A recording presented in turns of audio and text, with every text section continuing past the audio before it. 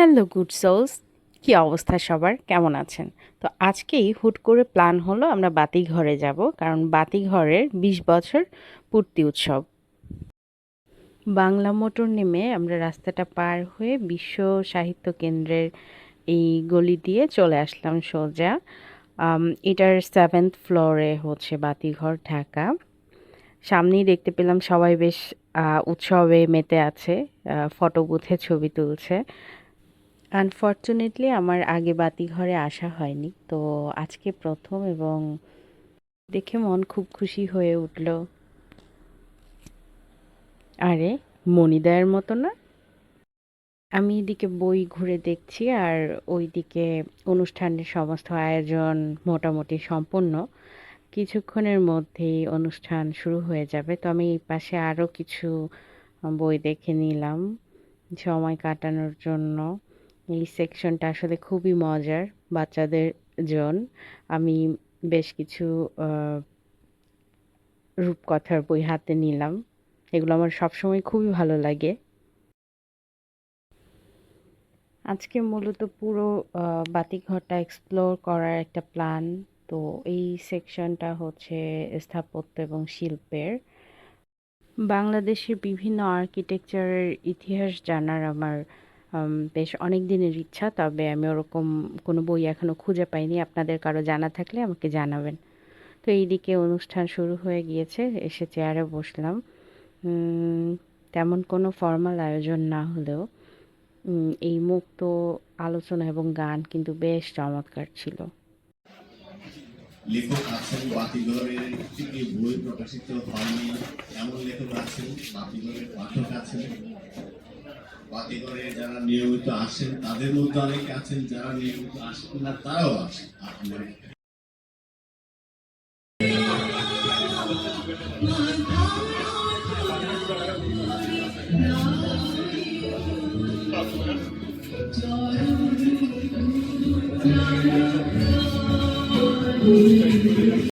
সে করেছে, করবে, আর অনেক কিছু করার আছে। আমরা আসলে বাংলাদেশে নেই শুধু, আমরা যখন কলকাতাতে যাই এবং বাংলা ভাষাভাষী যে পাঠক, বাংলা ভাষাভাষী যে তো লেখক আছে, দীর্ঘ যাত্রা সেটি আসলে কোথাও লিপিবদ্ধ নেই। এবং আপনারা যদি এখন গুগলে সার্চ করেন, শুধুমাত্র এখন যা ঘটছে ক্রিকেটে সেগুলো সবকিছু পাবেন, কিন্তু আগে যা কিছু হয়েছে সেগুলো কোনোটাই ছিল না। বেসিক্যালি আমি মূলত আসলে লেখক নই, কিন্তু আমার কাছে মনে হয়েছে যে বাংলাদেশের এই কৃতিত্ব, যারা আসলে নারী ক্রিকেটকে এগিয়ে নিয়ে গেছে, তাদের এই কথাগুলো, তাদের যেভাবে শুরু হয়েছিল সেটি আসলে থাকা উচিত। তো এটা আসলে প্রায় 6 বছর ধরে আমার লেখা, এবং এরপরে বাতিঘরের কাছে এটা আমি জমা দিয়েছিলাম। প্রায় 2.5 বছর পড়েছিল, তারপর আসলে এটা বের হয়েছে। এর মধ্যেই আমার ফ্রেন্ড প্রমি এসে জয়েন করলো।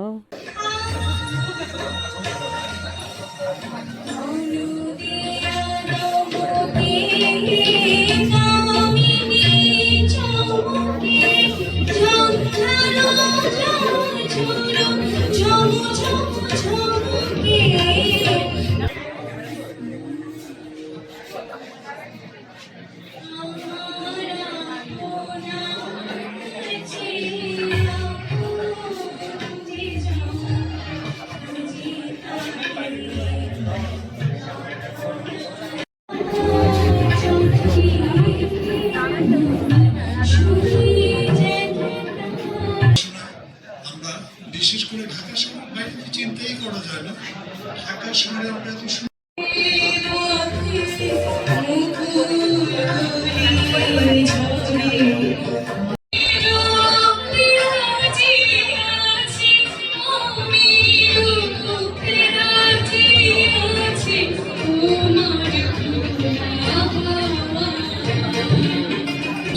প্রায় 400-র মতো বই প্রকাশ করেছে। এটা মোটামুটি অনেকক্ষণ আলাপ আলোচনা দেখে আমরা একটু বের হলাম চা কফির খোঁজে। বিশ্ব সাহিত্য কেন্দ্রের রুফটপ ক্যাফেতে বসার মোটামুটি জায়গাই পাওয়া যাচ্ছিল না।